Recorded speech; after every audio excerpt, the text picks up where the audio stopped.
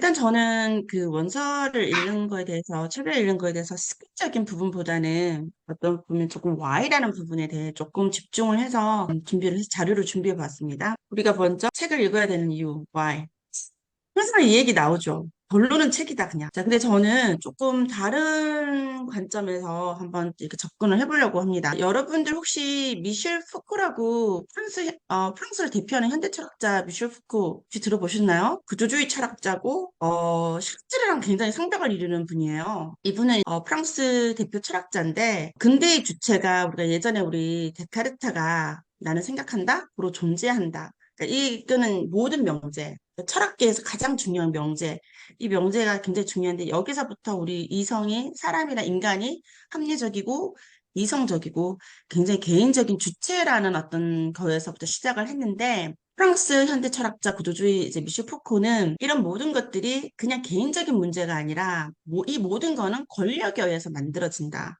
사회 구조에 의해서 만들어진다라고 책으로 얘기를 한 분이십니다. 그래서 이분이 굉장히 많은 걸 주장하신 분인데 제가 이제 감시와 처벌이라는 요 하나를 제가 들고 왔는데 이거는 이분이 소르보네 대학에서 박사학위를 하면서 교수님으로도 활동을 하셨는데 이분이 감시와 처벌에서 하는 이유 중에 하나가 지식이 권력이다. 지식은 권력의 하수인이 되었다. 또는 또 권력을 만들어내기 위해서 지식이 사용되고 이용되고 있다. 그래서 교육은 힘과 관련이 되어 있다. 이 부분은 사실 우리가 많은 부분이 동의를 하실 것 같아요. 그래서 예전에는 공군주의 사회, 중세사회에서 뭐 교황이 있고 왕권이 있고 됐지만 요즘에는 어떤 개인의 어떤 자유권이 많이 성장이 되고 시민권이 나오면서 이 교육이라는 부분이 많이 확대가 됐고 중요하게 생각하는 부분이에요. 그리고 특히나 한국 분들 이렇게 좋은 게 예를 들어서 뭐 잘 아시죠? 모든 분들이 우리 아이들 의사 되었으면 좋겠고 판사 되었으면 좋겠고 선생님 아니면 회사 관리자 지식을 쌓아서 권력을 이끌어낼 수 있는 그런 사람이 되기를 원하는데 이 철학자가 얘기한 게 사회 전체를 폭력시콘이라는 이 감옥에 비유를 했어요. 그러니까 가운데 지금 등대 같은 게 보이죠? 여기가 가운데 크게 있고 여기가 간수들이 밖에 있는 이 동그랗게 돼 있는 제수들을 다 바라보는 거예요. 그래서 제수들은 이 안을 못 바라보는데 등대에 있는 이 간수들은 이 제수들을 다 바라볼 수 있는 거예요. 그래서 이 의견의 효과는 뭐냐면 최소한의 자원으로 사람을 감시하기 위한 거예요. 이 제수들은 교도관이 있는지 없는지도 모르는 상황이고, 그리고 교도관이 언제나 바뀌어도 누구나 다 관찰자, 그러니까 감시를 할 수 있고, 우리 사람들은 결국은 뭐냐면, 내가 감시받고 있다는 내면화, 내가 감시받고 있다는 그거에 의해서 내가 이제 기율을 따르고, 권력을 대신해서 따르고 순종하게 만드는데, 이게 사실은 저희 사회를 대표하는 거예요. 그래서 이 팜노티콘의 그 스트럭처가 가장 잘 맞는 게 감옥이랑 학교예요. 그리고 공장, 병원, 군대, 이제 이런 곳에서 이게 사연인데 결국은 이 시민, 그 권력을 가진 사람들이 평범한 우리 사람들을 어떻게 보면 관리하기 위한 하나의 그 방법에 쉽게 최소한의 투자로 최대의 어떤 효과를 낼 수 있는 그런 거를 말하는데 저 같은 경우는 이번에 지난 학기에 대학원 이걸 하면서 미셸 푸코에 조금 집중을 해서 제가 레포트를 썼는데 자료를 찾다 보니까 건축가 유현준 교수님이라고 방송 많이 하시는 분 있잖아요. 이분의 모든 이론이 이 미셸 푸코에 의해서 지금 만들어져 있어요. 건물을 설명하는 방식, 모든 게 쉽게 얘기해서 감옥이랑 학교의 건물 구조의 차이점은 창문이 크냐 없냐 이 차이점이고 저희는 그냥 틀에 갇혀 있는 거예요. 이분이 말씀한 걸 제가 뽑아봤는데 교도소 같은 학교에 갇힌 아이들에게 우리가 아이들의 미래를 기대할 자격이 없다라고까지 과감하게 말씀하셨더라고요, 방송에서. 그러니까 그 정도로 우리는 이렇게 집단화로 교육을 시키는 거죠. 다양성의 부족. 그러면 우리가 뭐 다 알다시피 한국계 영어의 문제점이 뭐냐? 저희 다 알아요. 다 알죠. 바꿀 수 없는 이유 중에 하나가 이거를 체크를 못하는 거예요. 성적을. 자율적이나 뭐 주체적으로 라이팅이나 스피킹을 하면 이거를 채점할 사람도 없을 뿐더러 이게 또 굉장히 주관성이 있다 보니까 이 정보관리 입장에서는 평성이라는 이름 하에서 그냥 점수제로 만들어버리는 거예요. 핀란드 같은 경우는 옛날에 아주 영어 교육이 문법과 이런 거에 집중을 하다 보니까 회화가 안 돼서 아예 영어 교육 자체를 바꿔버렸거든요. 그래서 핀란드 영어법이 굉장히 요즘에 유명한 게 뭐냐면 쉬운 단어로서 계속 아웃풋 하는 영어를 많이 하기 때문에 시장에 있는 할머니도 쉬운 영어로 영어를 다 하더라. 이런 개념인데 우리는 아는 단어는 많고 아는 건 많은데 이거를 생활화를 못하고 있다. 그러니까 그래서 저희가 핀란드 교육이랑 영어 교육이랑 많이 비교를 하는 거예요. 왜냐면 핀란드도 예전에 한국처럼 그랬다가 지금 이게 바뀌었는데 한국은 그러지 못하고 있는 거예요. 근데 여러분 생각해 보시면 이 제도를 만드는 사람들, 그러니까 이 교육권을 만드는 사람들, 이 제도를 만드는 사람들, 그 사람들 자녀분들 다 어디 있죠? 다 유학 가 있어요. 그래서 아는 분이 보스턴에 있는 사립학교 그 동네에 사는데 1년 학비가 1억이래요. 근데 거기에 연예인 누구 제가 차마 이름은 공개를 못하겠지만 뭐 기업가 누구의 손자 누가 거기 다 있대요. 다 유학 가서 이제 공부하시고 와서 그 제도권으로 저희 다시 들어오는 거예요. 우리는 그냥 그 틀에서 준 거 열심히 그냥 따라가고 있는 거죠. 그러니까 한계가 있는 거예요. 그래서 쉽게 생각해서 또 다른 갱점으로는 IB 프로그램 여러분들 다 아시죠? 지금 한국에서도 지금 흑자잖아요. IB 프로그램이 들어간 거 안 들어가는데 지금 캐나다 같은 경우는 IB 프로그램이 굉장히 평범하게 있는 교육기관인데 이 IB 프로그램이 시작된 그 이유도 사실은 스위스에서 시작됐어요. 스위스에서 그 국제기구에 다니는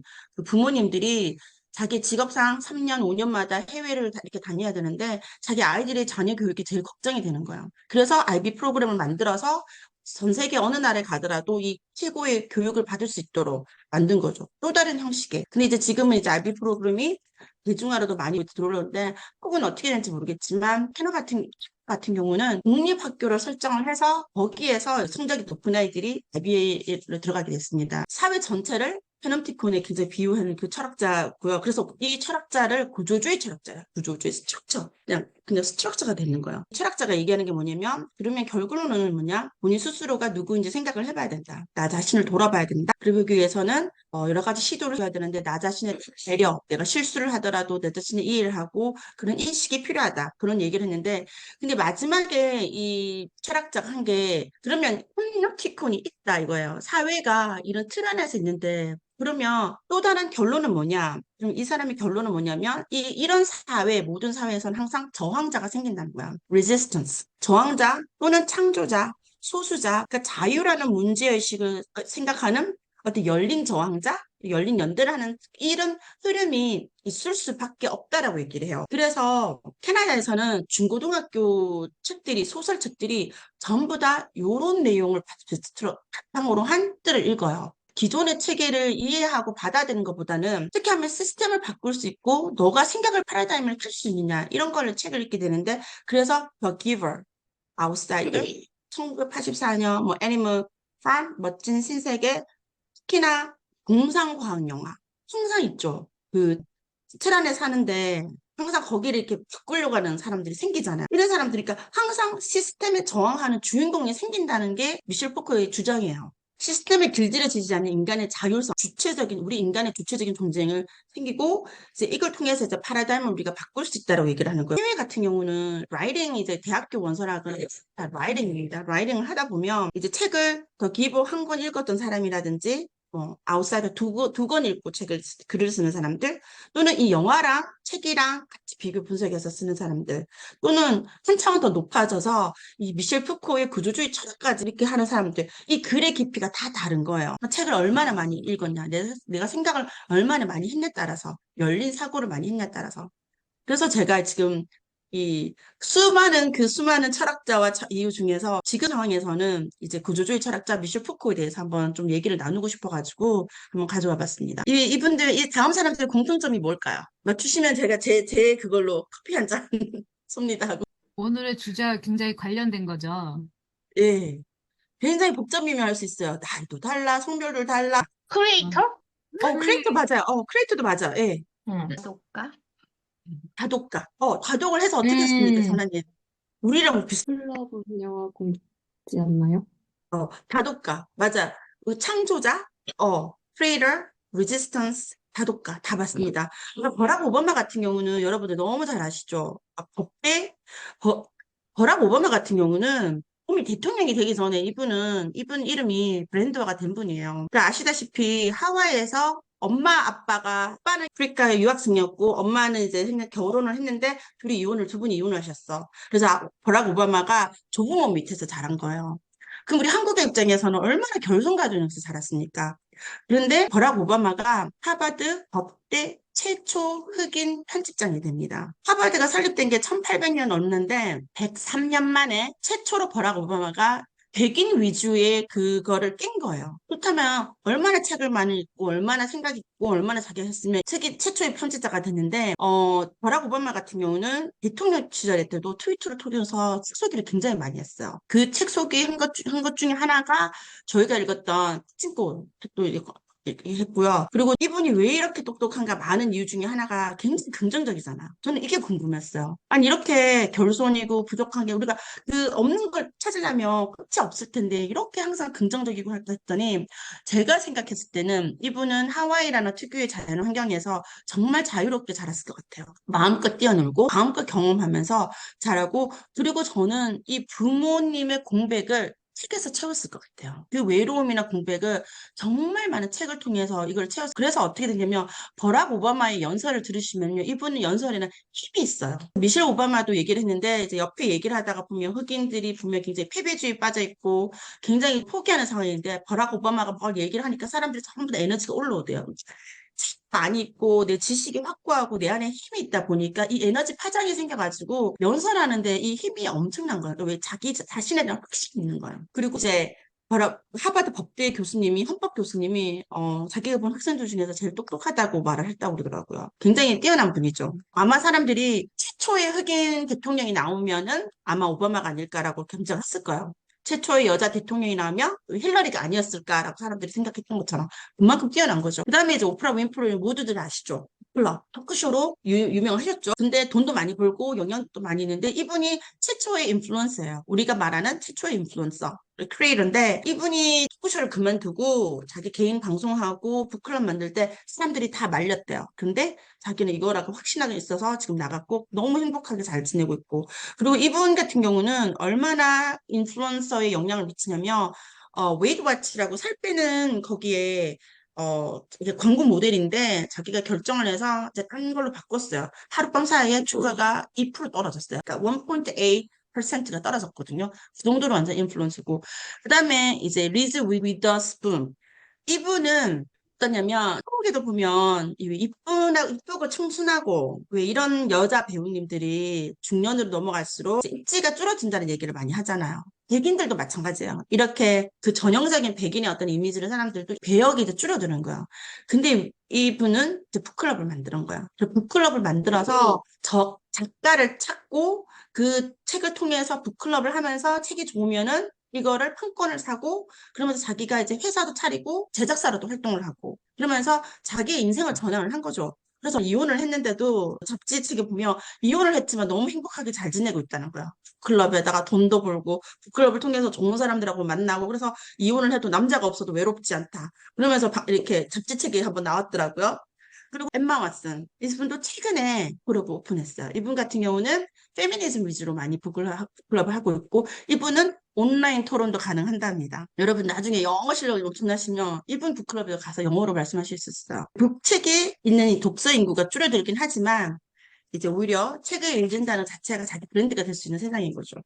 자, 그러면 책과 두뇌의 상관관계를 많은 좋은 점이 있지만 줄여서 보면 문학은 우리에게 사랑을 주고 격려와 믿음 같은 감정을 자극해요. 굉장히 책을 읽으면서 우리가 책을 읽는 이유 중에 많은 이유 중에 하나가 내 안의 감정들을 바라볼 수 있는 거잖아. 루시님? 그러면 브레인적으로 보면 인간은 원래 두뇌를 달고 있기 때문에 의문이 생각이 너무 많은 거야. 의문, 걱정, 불안도 있고 많은 것 중에 하나를 제가 하면 책과 두뇌의 상관관계에 있어가지고 두뇌는 크게 세 가지로 나눠 있다고 하는데 그래도 우리가 그 안에는 굉장히 많은 역할들이 있고 우리가 책을 읽으면 이 두뇌가 완전 전반적으로 좀 활성화가 되는 걸 보이잖아요. 그래서 책은 뭐냐면은 마음을 치유하고 영혼을 고양시키는 어떤 감정의 테크놀로지. 그러니까 이걸 하나의 툴로 보고 있는 거예요. 책을. 이 책을 통해서 우리는 이런 감정들을 바라보고 이 영혼을 고치시킬 수 있는 거예요. 그러면은 우리가 책을 읽으면서 나오는 모든 감정들, 슬픔, 외로움, 불안감, 트라우마, 치유, 희망, 즐거움, 사랑, 이런 내용들이 사실은 우리의 신경을 자극하게 되는 거예요, 브레인을. 그러면 왜 책이 이런 신경 자극이 있냐, 어떻게 되냐 하면은, 우리가 항상 다르고로에서 부끄러워 하다 보면, 여러분, 이게 플러스 묻고 캐릭터를 분석하게 되고, 또 이야기하고 서술 스토리를 하게 되는데, 모두가 다 각자의 스토리가 있잖아요. 각자에 따라서 이야기 쓰고 글 쓰는 방식이 다 다른데 이런 스토리가 플랫폼이 되고 캐릭터가 만들어진 거에서 우리는 그 은유법에 대한 놀라움이 언어에 대한 규칙적인 리듬, 그리고 시적 운율에 대한 항울감, 그 평범한 인간을 영혼으로 확장하는 거기에 우리가 다 나오는 희열감, 그 스토리 반전에서 나오는 놀라움, 이런 모든 감정들이 두뇌의 어떤 신경작용으로서 생기는 거예요. 특히나 우리 브레인 같은 경우는 여러분들 알다시피 이게 파장으로 돼 있잖아요. 브레인 웨이브로 돼 있기 때문에 우리가 글도 우리는 모르지만 운율이 막 이쁘게 쓴 글들을 보면 이 우리 브레인이 파장이 탁 안정이 되는 거예요. 저는 알렌포의 소설을 굉장히 무서워하거든요. 읽다 보면 막 쫄깃쫄깃한 긴장하는 거. 그때 또 이제 브레인이 또 막 흥분이 되는 부분이 있죠. 모르니까, 이게 어떻게 될지 모르니까 공포감이 올라오고, 생존에 대한 어떤 브레인, 이 부분이 건드려지는 거죠. 이런 식으로 해서 우리가 책을 읽을 때 왜 이런 감정들이 생기는가에 대해서, 이 부분에 대해서 제가 조금 자료를 조사해 봤습니다. 우리가 항상 우내형 인간, 잔해형 인간 얘기를 많이 하죠. 그러니까 아이들이 태어나서부터 한 5살, 6살까지는 우뇌가 굉장히 활동을 많이 하대요. 창의적인 거예요. 굉장히 창의적이고 들어서 언어는 이제 보통 여러 학설이 많긴 한데 많이 듣고 해서 스토리에 대해서 얘기를 하게 되는데 어떤 스토리가 생기게 되면 우리가 약간 감정적으로 오버웨밍 하는 감정도 생기게 돼요. 그런데 잔해를 우리 논리적으로 브레이크 다운을 하게 되면 이게 트라우마가 줄어든다는 얘기를 하게 되거든요. 그리고 또 문자를 접하면서 잔해를 활용하게 되는 거죠. 왜냐하면 문자를 읽는다는 거는 또 다른 해독 능력입니다. 언어를 세컨드 랭귀지를 배운다는 건 이 언어의 이 뜻을 이 문자랑 이 언어랑 맞춰야 되기 때문에 그걸 해독 능력으로 부르거든요. 그래서 잔해의 세컨드 랭귀지를 배우고 문자를 해석하는 능력, 세컨드 랭귀지, 그리고 수학하는 거, 그리고 악기를 배우는 거는 전부 다 잔해 활동입니다. 책을 읽다 보면 우리가 논리적으로도 되면서 내 안에서 상상력도 함께 형성이 되는 거죠. 그래서 두 모든 분야 같이 스티뮬레이션이 된다. 여러분들이 아이들 독서 굉장히 중요한 거, 우리 독서도 중요하고 아이들 독서에 대해 굉장히 많이 얘기를 들었을 거예요. 예를 들어서 저학년을 기준으로 했을 때 A라는 학생은 글을 읽을 수는 없지만, 그러니까는 회독 능력은 없지만 축구에 대한 지식이 굉장히 많아요. 얘는 축구를 너무 좋아해서 아빠랑 축구장도 가보고 아빠가 마치는 축구도 보고 축구에 대한 전반적인 지식이 있는 애요. 그런데 얘는 아직 어리기 때문에 글을 읽을 수 있는 해독 능력이 아직 없어요. 예를 들어 초등학교 1학년 기준 아니면 6살, 7살 기준으로 봤을 때 그러면 다른 학생은 B라는 학생은 글은 읽을 수 있어요. 해독 능력은 있는 거예요. 그런데 이 아이는 축구에 대해서 아는 게 아무것도 없어요. 우리가 이 두 아이를 비교를 했을 때 누가 더 문해력이 높다고 볼 수 있을까? 여러분의 생각은 1번 1번. 아니야? 1번 아이? 1번. 제가 왜 얘기를 드리냐면 한국에서는 문해력이라는 그 개념이 너무 글자에만 좀 치중한 느낌이 있어서 그럴까요? 그래서 문해력은 literacy라는 거는 노래, 그림, 연극, oral storytelling 이런 모든 거를 다 포함하는 작용인데 그래서 저희가 엄마들이 아이를 키울 때 책을 읽는 것도 중요하지만 전반적으로 많은 걸 설명을 하고 배경 지식을 많이 넣어줘라는 것도 그런 거거든요. 그러다 보면 나중에 이 아이가 확장이 되는 거예요. 글을 읽을 수 있을 때.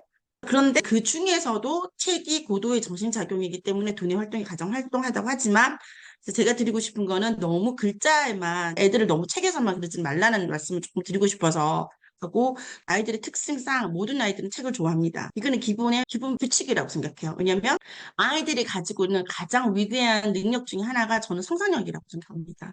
아이들은 이미지네이션이 너무 커요. 이 이미지네이션을 통해 가지고 사실은 이 모든 문명들이 발달했지만 그러면 아이들이 이 상상의 나래를 가장 많이 펼칠 수 있는 게 또 책입니다.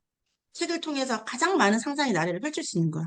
그래서 제일 좋은 거는 항상 우리 엄마들이 롤 모델이 되라고 그러는데 사실 쉽진 않잖아요. 근데 이건 어쩔 수 없는 것 같아요. 저는 학교에서도 제가 이제 보조쌤들 들어오시고 하시다 보면 항상 그래요. 롤 모델을 해라. 그러니까 너가 타리업 할 때 애들 보고만 타리업 하라고 하지 말고 우리도 같이 타리업을 해야 된다. 우리가 행동으로 보여준다라고 항상 얘기를 하고 있습니다. 한국에서는 제가 작년에 가보니까 교육계에서 책을 내야래 주면서 이 책 읽어야 되고 이 책 읽어야 되고 이러는 리스트가 있더라고요. 해외에서는 그런 건 없습니다. 단지 아이가 좋아하는 책은 계속 읽히고 저희 아이 같은 경우는 그 시리즈 2권 정도를 계속 몇 번씩 읽었어요. 몇 번씩 그냥 읽고 그 다음에 아이가 이거 완전히 메모리를 해버리더라고요. 너무 읽다 보니까 메모를 해버려. 그리고 나서 조금 또 관심 있는 쪽 챕터 속으로 넘어가는데 약간 책에 대한 어떤 그런 생각도 조금은 다르게 보셨으면 하는 생각에서 이제 얘기를 하고 저 같은 경우는 아침에 딴 거는 다 놀게 하는데 아침에 일어나면 무조건 책을 최소 30분을 읽습니다.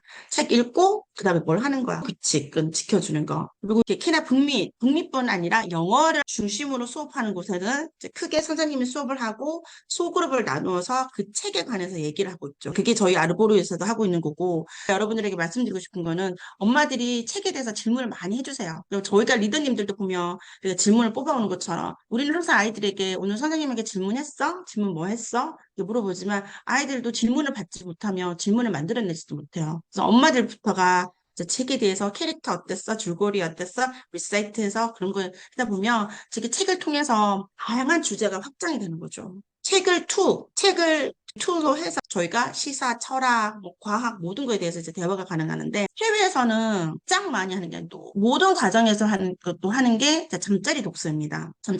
혹시 한국에서도 요즘 잠자리 독서 많이들 하시죠? 해외에서는 자기 전에 13분, 30분 무조건 독서하는데 제일 좋은 거는 이제 스튜디드 한 거는 이렇게 해요. 엄마가 읽어줘라. 왜 엄마랑 교감하는 과정이고 중학교 2학년 때까지 읽어줄 수 있고 수준을 올릴 때는 엄마랑 얘랑 번갈아 가면서 읽을 수도 있고 이제 대화체 내용은 애가 읽을 수도 있고 여러 가지 그 다양한 방법이 제시가 됩니다. 이거는 스탠다드로 이제 제시가 되는 거고 엄마랑 아이랑 책을 함께 읽어야 된다는 이거를 하는 것 중에 가장 큰 이유 중에 하나가 엄마와의 그 아이가 너무나도 사랑하는 전 우주적인 엄마가 온전히 나랑 시간을 보내는 거에 의미가 있는 거예요. 그런데 저 같은 경우는 조금 다르겠습니다. 왜냐면 제가 너무 바빠요. 너무 바빠서 매일 책을 읽어줄 시간이 너무 없더라고요. 한 번은 책을 이렇게 읽는데 저는 저 아이가 글자를 다 읽을 수 있는지도 몰랐습니다. 다이리 오브 윈프 키즈라고 책을 읽는데 제가 이제 대충 읽거나 발음이 이제 대충 얼머버리면 아이가 저를 수정해 주는 거예요. 엄마 그거 틀렸다고. 근데 보니까 애가 다 메모라이즈를 다 했더라고요. 그때 이후로는 제가 너 책은 너가 봐라. 엄마는 대신 옆에서 엄마 책을 같이 볼게. 그래서 옆에서 같이 봤습니다. 왜냐면 저도 지금 공부하고 하던 과정이라서 읽어야 되는 책이 많다 보니까. 그리고 나서는 저희가 조금 크면서 책은 너가 혼자 읽고 그다음에 잠자리 할 때는 엄마가 너가 잠이 들 때까지 있어줄게. 그러면서 아이랑 허그하고 잠자리 루틴을 하고 대신에 저는 이제 거기서 좀 책을 보는 식으로. 아이들의 북클럽 같은 경우는 아이들의 북클럽 봤을 때는 아이들 주변에는 친절한 어른이 필요합니다. 그리고 아이들이 이야기를 들어줘야 돼요. 그리고 아이들도 그러니까 얘기를 많이 할 수 있는 공간과 시간도 필요하고 아이들이 하나의 배출구가 될 수 있는 거예요. 중이병은 한국 사회가 만들어낸 어떤 굉장히 그런 환경적인 건데 전두엽이 확장이 되면서 아이들과 감정과 에너지가 풀 수 있는 곳이 그런 다른 쪽이 아니라 북클럽을 통해서 읽고 재해석하고 그러는 게 굉장히 중요하다고 여기에 넣었습니다. 그다음에 이 부분은 아무리 발음이 좋고 영어가 유창해도 나만의 생각이 없으면 공허한 울림이라고 제가 넣은 게 이유 중에 하나가 실제로 제가 지금 대학원 수업을 하고 있는 과정인데요. 학생 6명에서 교수님하고 수업을 하는데 정말 저희 아르보르에서 하는 스타일이 너무 비슷합니다. 물론 읽는 양과 깊이가 좀 다르긴 하지만 기자면 읽고 나서 토론을 해요. 근데 저희 이제 대학원 수업이다 보니까 교육계 수업이다 보니까 학교 선생님들 그리고 석사하신 분들 다 공부가 많이 되신 분인데 질문을 던지고 내가 질문을 가지고 오고 교수님이 질문을 던지는데 대답을 다 할 수 있는 사람들이 그러니까 영어가 아무리 유창하고 그러니까 캐네디언인데도 그 질문에 다 대답을 못 하세요. 항상 저희가 다 대답을 하거든요. 그러다 보니까 영어가 완벽하지 못해도 성적이 탑이 되는 거예요. 왜? 내 의견이 분명하게 있으니까. 제가 저희 대학 교수님께서 지난 학기에 설명하신 거를 제가 들고 왔습니다. 왜냐면 책을 5권을 읽는데 그중에 한 권은 저만 유독 이해를 했고 다른 사람 이해를 못했어요. 그래서 교수님이랑 그때 저랑 완전히 교감하는 어떤 상황이 됐는데 그때 교수님께서 설명해 주신 게 책을 읽는다는 것은 나 자신에 대한 신뢰를 쌓는 것이다. 그리고 curiosity, inquisitive 이런 호기심과 어떤 신기함과 이런 것들을 우리가 그대로 가지고 올 수 있고 포지티브, 삶에 대한 긍정성, 그리고 타인에 대한 어떤 긍정적인 릴레이션십, 내 꿈을 가질 수 있고 책을 읽음으로써 다른 사람에 대한 어떤 공감 능력도 가질 수 있고 그런가 동시에 크리티컬 싱킹, 왜 이거는 이렇게 하면 안 될까라는 생각하면서 우리가 거기에 대한 어떤 레질리언스도 만들 수 있는 거라고. 삶이 비록 나를 속일지라도, 삶이 힘들지라도 우리는 이 책을 통해서 이 내 안의 긍정성, 이 효율성, 이 꿈을 갖고 하루하루를 살아가게 된다고. 그래서 책 독서가 중요하다고 교수님이 말씀하시는 거를 가져와 봤습니다. 자, 파라다임의 얘기인데요. 파라다임에 대한 얘기가 굉장히 많지만 이제 학문적으로는 토마스 쿤이 얘기를 했는데 파라다임은 우리가 무엇을 알고 무엇을 알 수 있으며 어떻게 알 수 있는지를 구성하는 방법이다. 거기서 또 추가적인 설명은 무엇이냐면 내가 누구와 어울리냐, 어떤 사람들하고 어울리냐, 어떤 환경에서 자라냐에 따라서 나의 파라다임이 결정이 된다. 결국은 내가 어떤 집단에 나 자신을 넣을 것인가, 누구랑 함께 이 길을 갈 것인가, 이게 너무 중요한 것 같고, 프로이드나 다른 정신분석학자들도 보면 항상 나의 아이덴티티는 나만이 아니라 나를 둘러싼 사회 환경과 주변 환경에 의해서 유기적으로 형성되는 과정이라고 되어 있습니다. 저희 북클럽도 마찬가지고 저희 교수님도 마찬가지지만 우리가 이렇게 아는데 과연 뭘 해야 될까? 뭘 하느냐? 결론은 우리가 책을 많이 읽으면서 우리 스스로가 주체적인 삶을 산다는 겁니다. 우리가 파라다임을 바꿀 수 있는 그 파트의 한 부분이 될 수 있다는 거죠. 그게 저희 아르보르 북클럽이고, 지금은 해외에서는 어떤 식으로 되어 있냐면, 온라인을 통해서 여러분들이 영어 학점을 받을 수도 있는 과정입니다. 코비드 이후로 꼭 참석만 해야 되는 대학은 대학교 수업이 아니라, 이제는 미국이나 캐나다 이쪽에서도 해외에 살아도, 다른 곳에 살아도 이렇게 그 온라인으로서 수강이 가능합니다. 앞으로는 이게 더 활발해질 거라 생각하기 때문에 여러분들이 준비되시면 더 크게 비상하실 날이 오실 거라 믿습니다. 감사드립니다. 저희 오늘 그 원서 읽기 효과 딱 10배 올리는 법을 알려드린다고 저희가 특강을 준비했어요. 원서도 책이잖아요. 그러니까 사실은 책을 읽으면 좋은 건 모든 사람이 아는데 진짜 이게 어떻게 뇌과학적으로, 철학적으로 여러 가지로 좋은지를 한번 시은 리더님이 말씀을 해주신 거고, 그 다음에 저희는 이제 아르보르 입장에서 원서 읽기 효과를 극대화시키는 건 저희 리더들이 책을 읽어보고 그런 결과 모임을 하는 게 가장 좋아요. 그래서 저희가 모임을 만든 거예요. 그러니까 똑같은 책을 한 권을 혼자서 10번 읽는 효과가 한 번 읽고 10명하고 얘기하면 나온다고 저희는 경험을 해요. 그렇기 때문에 원서 읽는 효과를 가장 쉽게 잘 올리는 방법은 모임에 들어가는 건데, 저는 환경 설정하는 이유도 있지만 사람들의 생각을 듣고 내가 생각을 자꾸 깊이 하는 데 있거든요. 그러려면 저희가 모임을 이렇게 이끌면서 어떻게 하면 원서를 조금 더 편하고 쉽고 잘 읽으실 수 있을까 이런 고민을 저희도 1년 정도 하면서 저희가 생각해낸 게, 결국은 책을 읽고 생각을 많이 얘기하고 많이 들으면 좋은데 생각을 많이 하려면 결국은 책을 이해를 잘 해야 되는구나를 느꼈어요. 해석을 하시라는 게 아니고 책에 대한 내용의 이해를 내 언어로 잘 해야 되는구나. 그러면 내 언어로 잘 이해를 하면 자동적으로 생각은 계속 머리는 돌아가게 돼 있어요. 그래서 생각에 더 많이 깊이가 들어가고 깊이 있는 생각을 하게 되고, 그리고 생각을 나누면서 이게 생각이 확장이 되는 거라서 이 과정을 가장 효과적으로 재미있게 할 수 있는 방법으로 저희가 찾은 게 사실은 가이드북을 만든 거예요.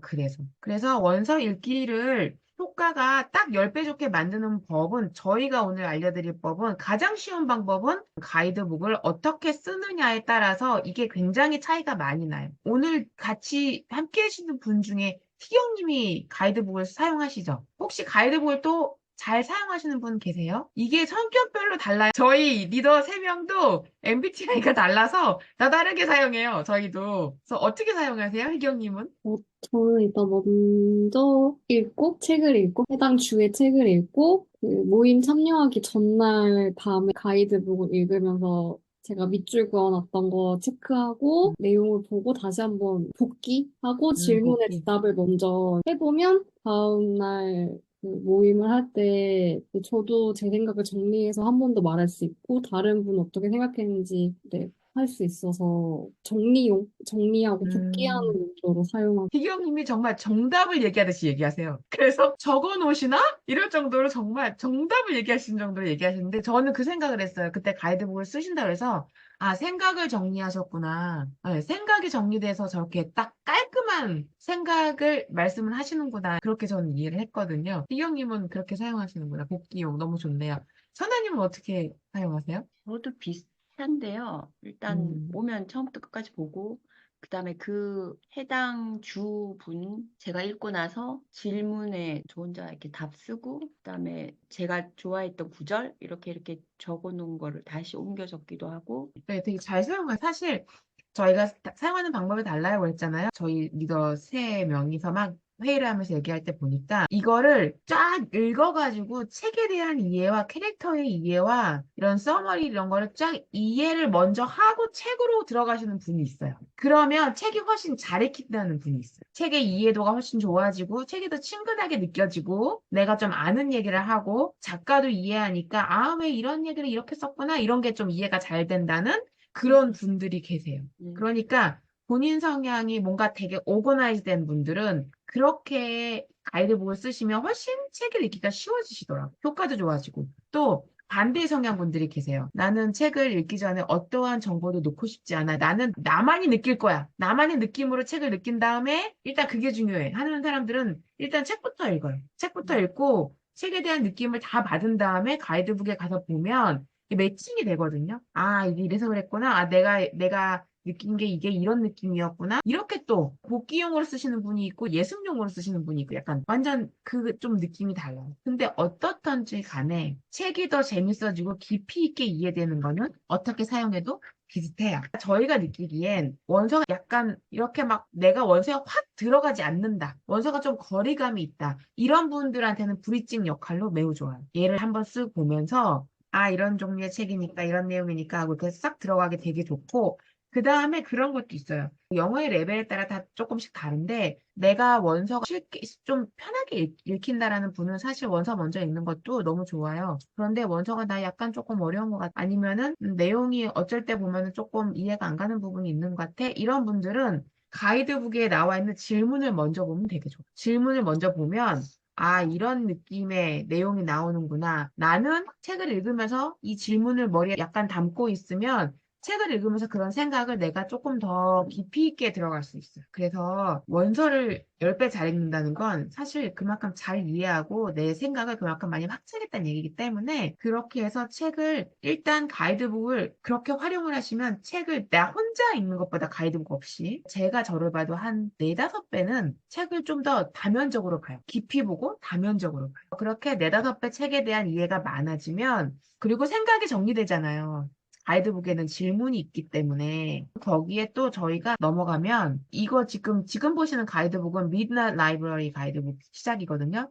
여기에 보면은 Themes to Discover in the Midnight Library. 여기에 보면 이 책에서 나오는 theme들이 있어요. 주제들이. 그러니까 이런 거를 쫙 보시면 아, 이 책이 갖고 있는 성격, 성향, 캐릭터, 주제 이런 게 다 알기 때문에 책을 읽으면서 정보가 카테고라이즈 되게 편해요. 혼자 읽으면 아 이런 느낌이고 저런 느낌이 이렇게 뭉실뭉실해졌는데 이렇게 뭔가를 딱 보고 아니면 읽은 다음에 이걸 보면 정보가 소팅되는 느낌이 있기 때문에 훨씬 책이 체계적으로 저한테 나아요. 그리고 생각이 더 잘 정리돼요. 그렇게 정리된 생각으로 줌에 모이시면 생각을 훨씬 더 조리 있게 말할 수도 있고 들을 때도 훨씬 더 저한테 카테고라이즈나 어떤 걸음망, 책 이런 게 되기 때문에 결국은 원서를 그렇게 해서 읽고 나면 지금 혼자 그냥 읽으시는 것보다 진짜 10배는 훨씬 효과 있게 읽으세요. 같은 한 달을 읽으시는데 훨씬 효과 있게 읽으시거든요. 그리고 저희가 여기 가이드북에 보면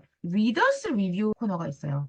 리더스 리뷰는 책이 어떻다라는 인프레션을 드리기보다 이거는 실제 책을 읽은 사람들이 자기의 감정을 쓴 거잖아요. 그래서 여기에 그 감정 표현법들이 되게 좋은 게 많아요. 살아있는 언어로. 그래서 아, 내가 줌에서 얘기를 할 때 이런 거는 이런 표현을 써도 되겠다라고 해서 레퍼런스라고 넣어드린 거예요. 빨간 줄 이렇게 쳐놨거든요. 하이라이트 쳐놓고. 그렇기 때문에 이 책에 관련된 나랑 아마 느낌이 같은 게 되게 많을 건데 저는 이런 표현법을 모르지만 여기에 영어를 쓰는 네이티브 스피커들은 이런 표현을 막 쓰잖아요.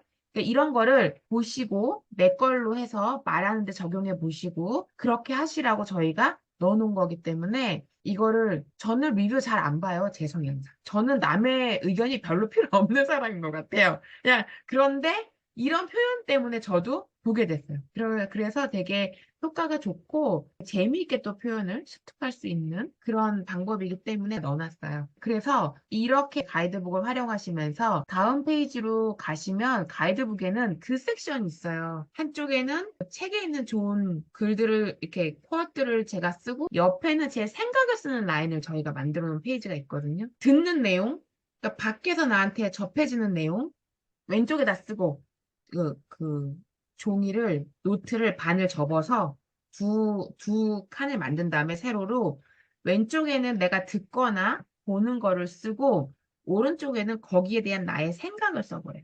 그러면 내가 정리하면서 드는 생각들이 있거든요. 노트 테이킹 하다 보면 강의를 듣던 뭐 책을 읽던 내 생각을 적으면서 생각이 정리돼가지고 이 노트 테이킹이 훨씬 체계적으로 뇌에 들어간다는 얘기였어요. 그래서 저희도 가이드북에 그 섹션이 있는 거예요. 왼쪽에는 책에 있는 좋은 내용을 쓰고 오른쪽에는 그 책에 있는 내용에 나의 생각을 적어보자 라고 해서 그 페이지가 있기 때문에 그것까지 쓰시면 완벽하게 가이드북을 쓰시는 거죠. 여기 보면 저기 오른쪽 위에 있는 이건데요. 제가 그 체리 책을 읽고 저는 근데 이거 다 그냥 제 생각 쓴 거예요.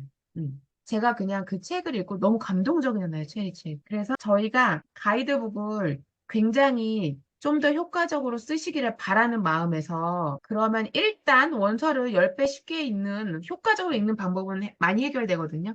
그래서 가이드북을 잘 쓰시게 하는 걸 도와드리기 위해서 이번 기수부터 라이팅 챌린지를 원하시는 분들은 하실 수 있게 열어드릴 거예요. 라이팅 챌린지를 하시는데 목적은 라이팅 효과를 극대화하는 습관으로 생각 정리와 스피킹 스킬을 키우는 거예요. 라이팅 하는데 라이팅 효과는 책을 저희가 필사를 할 수도 있고요. 생각을 쓸 수도 있어요. 챌린지에서. 어떤 걸 해도 괜찮아요. 책은 지금 읽고 계시는 그 반의 책을 좋은 문장을 쓰시면 되는데 책 필사는 좋은 구조의 문장을 뇌에 기록하는 행위예요. 손글씨는 특히나. 손글씨는 종이에 쓰는 게 아니고 뇌에 쓴다는 표현이 있을 정도로 뇌에 기록하는 효과가 좋거든요. 좋은 구조의 문장을 뇌에 기록하는 행위로 수준 높은 영어를 인풋할 수 있는 되게 효과적인 방법이에요. 그리고 생각을 라이팅하는 건 슬로우 스피킹이라고도 얘기를 해요. 왜냐하면 저희가 얘기를 할 때 생각을 얘기하는 거잖아요. 근데 사실 말 속도를 내 생각이 못 따라가서 영어가 느려지는 거거든요. 그거의 속도를 빨리 할 수 있는 방법은 말을 많이 하는 것도 있는데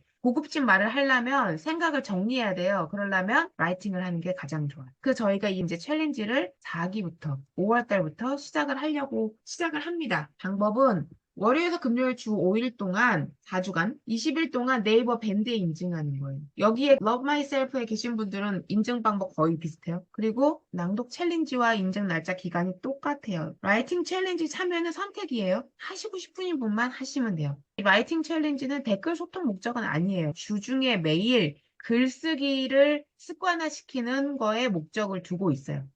챌린지 방법은 낭체라고 입 트인 분들은 가이드북이 없으시기 때문에 개인 노트 활용하시면 되고요. 체리랑 베이랑 오크 트리는 가이드북 활용하시면 돼요. 그냥 가이드북에 지금 여기 써놓은 것처럼 오른쪽 위에 있는 것처럼 포어트를 쓴 거를 사진을 찍어서 밴드에 올리셔도 되고요. 저처럼 그냥 생각을 쓴 거를 찍어서 올리셔도 돼요. 어떻게도 상관없어요. 그리고 저희 주간 질문 보면은 가이드북에 질문 밑에 줄 쳐져 있거든요. 거기에다가 내가 답 쓴다면 그거를 찍어서 올리셔도 돼요. 어떤 거를 해도 괜찮아요. 가이드북을 쓰시면서 그냥 그대로 쓴 거를 올리는 게 가장 제가 볼 때는 편하실 것 같아요. 그렇게 해서 가이드북을 잘 활용을 하시고 나면 원서 읽기 효과가 지금보다는 훨씬 좋아지실 거라고 저희는 정말 믿어 의심치 않습니다. 그리고 작가에 대한 이해도 많고 그러다 보니까 조금 더 책에 관심도 더 가고 그래서 배경 지식이 더 많이 느는 것 같은 느낌이 들어서 저도 개인적으로 잘 쓰고 있어요. 저 같은 경우는 이거를 만들면서 답도 생각해보고 써보기도 해보니까 저희가 길을 잃었을 때 이렇게 GPS를 내비게이션을 설정을 해서 가듯이 저는 이 가이드북이 말 그대로 책을 잘 읽어나갈 수 있도록 가이드를 해주는 역할을 한다는 생각이 들었어요. 사실 저희가 이거를 만들 때 해외 북클럽에서 나오는 질문에 이런 것들을 다 반영을 이제 해가면서 그걸 참조해가면서 저희가 이제 이걸 만들거든요. 그렇기 때문에 아마 한국에서는 흔하지 않는 약간 방식의 질문이나 가이드가 아닐까. 그래서 그게 좀 생소하게 느끼실 수도 있지 않을까 싶은데 저 같은 경우는 중고등학교 다니면서 그 영어 시간이 생각이 나더라고요.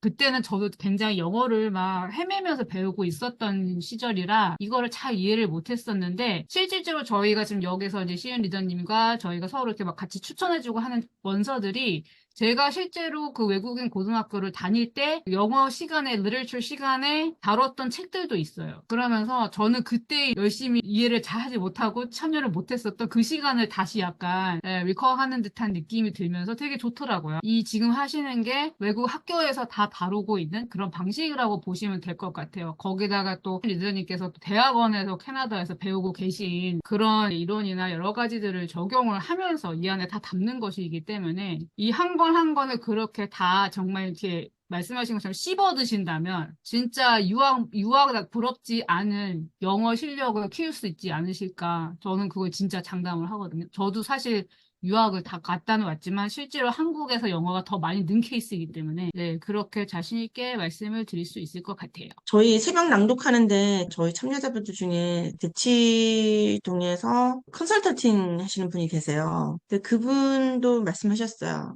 영어 낭독만 하는데도 그 수능 시험 문제 풀고 하는데 효과가 있다. 그러니까 어떻게 보면 저희가 한국 영어 산업에서는 영어 책을 읽고 토론하는 게 대중적인 방법은 아닌 건 맞습니다. 근데 저희는 이 방법이 맞다는 걸 알기 때문에 이 파라다임을 바꾸는 그 체인지에 있는 거야. 참석하시는 모든 분들도 마찬가지고. 우리는 음, 주체적으로 이 흐름에 있는 거예요. 우리 여러분들 음, 모두가 창조자신 거예요, 진짜. 정말 제가 맞아요. 다녔던 학교도 이제 아이비 교육 학교였었거든요. 그래서 그 영어 시간에 했었던 게 예, 이렇게 하면서 많이 다시 한번 느끼고 있어요. 네, 그래서 정말 이게 좋은 교육이었구나라는 걸 이제 와서 제가 지금 깨닫고 더 맞아요. 열심히 그래서 여기서 또 독서를 하려고 저도 같이 노력을 이제 하고 있는 거죠. 네. 정말 또 맞아요. 음. 네, 또, 하여튼 감사합니다. 두 분 너무 좋은 말씀, 리더님 또 중요한 말씀 해주셔서 되게 감사드리고, 이제 참여 지금 하시는 분, 혹시 궁금하신 부분, 지금까지 하셨던 부분에서 궁금하신 거 있으시면 나눠주시면 좋을 것 같아요. 저요. 네, 말씀하세요. 네. 그 핸드아웃북을 받으면 저는 어휘가 딸려가지고 이 책을 읽을 때 어휘에서 막히는데 그냥 넘기면서 막 읽고 이제 나중에 수업에 참여하려면 이제 꼭 필요한 단어들은 찾아서 보긴 하고 또 여기에서 핸드아웃북에서 좀 보긴 하는데 가끔 이게 그 소리내서 읽다 보니까 이게 발음이 걸릴 때가 있잖아요. 최근에 든 생각이에요. 여기에 나온 핸드아웃에 나온 어휘를 어떻게든 메모라이징 해야 되나? 이러면서 억지로. 이게 퀘스천이에요. 그러니까 자연스럽게 이렇게 나오는 여러 단어는 아는데 여러 번 나온 거는 습득이 되는데 그렇지 않은 단어는 습득이 안 되니까 당장엔 안 되니까 이거를 좀 넣어야 되나? 라는 생각이 들었어요. 최근에. 음. 그걸 질문 드리고 싶어요. 올리비아님께서 그 질문하시면서 그 답을 찾으신 것 같아요. 그러니까 이미 읽은 부분은 습득이 된다 하셨잖아요. 음. 그래서 사실 영어는 좀 급하게 생각하지 마시고 그냥 긴 호흡으로 가시기를 추천드리고요. 저희 캐나다권에서는 사이트 월드라 그러죠. 이게 사이트 월드는 뭐냐면 보면 그냥 딱 아는 단어예요. 그러니까 you, me, 뭐 they 뭐 이런 심플 단어들 이 딱 사이트 단어들을 딱 보면 알 수 있는 거는 많이 exposure, 그러니까 많이 이렇게 붙기 때문이에요. 그래서 영어권에서는 이런 메모라이징은 안 시킵니다. 절대로. 그냥 음. 많이 읽고 많이 하면서 자연스럽게 습득하고. 그래서 저는 이제 올리비아님 열심히 해주시고 정말 너무 대단하시고 정말 진짜 박수 나오거든요. 왜냐면 꾸준하게 정말 해주시잖아요. 근데 긴 호흡으로 가시는 걸 저는 추천드립니다. 긴 그래서 긴 호흡으로 음, 가는 거는 마음을 그렇게 먹고 가고 있는데 음, 음. 이게 생각보다 최근에 좀 덜 느나? 이런 생각이 들어가지고, 그래서 아니 너무 잘하고 어휘를 계시고요. 막 빡세게 넣어야 되나? 라는 생각이 좀 왔어요. 너무 잘하고 계시고요. 그리고 이제 아시다시피 리딩에 나오면은 사실 리딩에서 딱 걸리는 거는 사실 단어수입니다. 그거는 모든 리딩에 딱 저희 캐나다 그 교육법에도 나와 있어요. 그러니까 리딩을 잘하려면 단어를 수를 많이 알아야 되나. 그러려면은 눈으로 봐야 되고 소리 내서 읽어야 되고 또 그 읽은 내용을 같이 와서 얘기를 해야 되고 전반적인 학습을 해야 되는데 습득을 하는 방법이 저희가 그래서 저희 이제 아르보르 프로그램이 저희가 그걸 다 활용하게끔 저희가 프로그램을 만든 겁니다. 한국식으로까지는 좀 만들기는 그렇고, 안 그래도 그런 부분은 저희가 조금 더 업그레이드, 이제 발음 기호 넣는 부분은 업그레이드 하는 걸로 저희가 미팅을 했습니다. 가이드북에 있는 보캐블러리는 시온 리더님이 말씀을 해주신 것처럼 발음 기호를 넣고 영어 데피니션을 넣고 한국어 데피니션을 넣고 레퍼런스 문장 하나를 넣는 걸로 가기로 했어요. 왜 그랬냐면 물론 단어를 다 찾아볼 필요는 없어요. 그렇게 못 읽으세요. 그런데 뭘 찾더라도 10개를 찾더라도 발음하고 의미하고 이게 어떻게 사용되는지 영어로는 어떻게 표현이 되고 한국말로는 이게 어떻게 되는지를 그래도 좀 이렇게 감을 좀 통으로 가져갔으면 좋겠다는 느낌에서 그렇게 하기로 했고 근데 이 단어 저희 찾아보니까 책 하나에 100개 넘게 나오는 경우 많거든요. 그런데 그걸 다 외울 수는 없잖아요. 시은 리더님은 이제 영어권에 계신 분이니까 이제 정석적인 말씀을 해주시는 거고 저 같은 경우는 진짜 제가 봤을 때 이런 단어는 내가 계속 봐도 못 외우겠다 또 이런 단어도 하나 있고요. 계속 봤는데 뜻이 자꾸 머리에 안 들어가는 단어가 있고 어떤 단어는 봤는데 이거 되게 비슷하게 생긴 단어에 다른 단어라서 헷갈리는 단어가 있고요. 어떤 단어는 아예 그냥 몰랐던 아주 끝자락을 몰랐던 단어들이 또 있어요. 저는 그런 거는 이렇게 적어요. 이렇게 적어서 단어 그냥 비슷한 거 영어 저는 영어로 해요. 그 다음에 문장 하나 밑에 한국말 뜻 하나 그 다음에 여기다 날짜를 적어요. 여기다가. 그래서 제 여기다 앞에 이렇게 붙여놔요. 책상에 앉을 때마다 한 번씩 보고 그냥 쭉 읽어요. 쭉.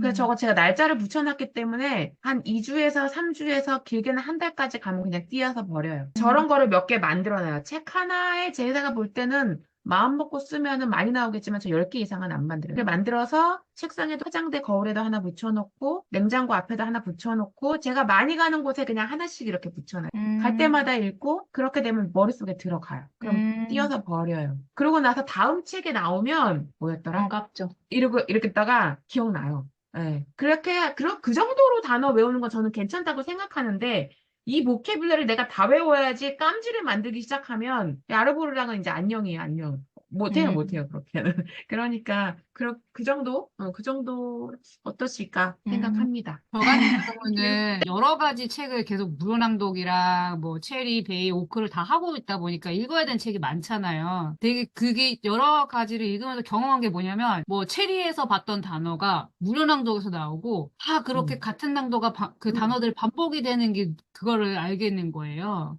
그러면서 사실 예시문이나 저는 이런 거를 사실 보지 않아도 책에서 알아서 그 예시문이 다양하게 나오다 보니까 그런 과정에서 파악을 자연스럽게 하게 되는 그런 또 일이 있더라고요. 맞아요. 맞아요. 네, 그래서 그거는 영희 리더님 말씀해 주신 거, 시연 리더님 말씀해 주신 거, 뭐 저의 그런 방법, 이런 여러 가지가 각자의 상황에 따라서 나한테 맞는 거를 가장 선택하시는 게 좋은 게 아닌가 싶어요. 맞아요. 아니면 섞어도 되고, 그 네. 상황에 따라 또 다르잖아요. 저는 단어뿐만 아니고 되게 좋은 표현도 저렇게 써놓을 때 있어요. 그러니까 저한테 습득시키고 싶은 표현 같은 게 나오면 그렇게 쓸 때도 있고, 나는 그 필요에 따라 그렇게 하시면 좋을 것 같아요. 그러니까 정답은 없는데 나만의 답은 있다고 생각을 하거든요. 네. 맞아요. 맞아요. 그런데 자신이 찾아야지 얘기는 참고는 하시되 나 자신이 맞아요. 나한테 맞는 거를 찾는 거는 직접 그거를 알아가셔야 된다고 생각을 해요. 궁금하신 거 있으실까요? 왕초보 의견도 얘기해도 될까요? 그럼요. 그럼요.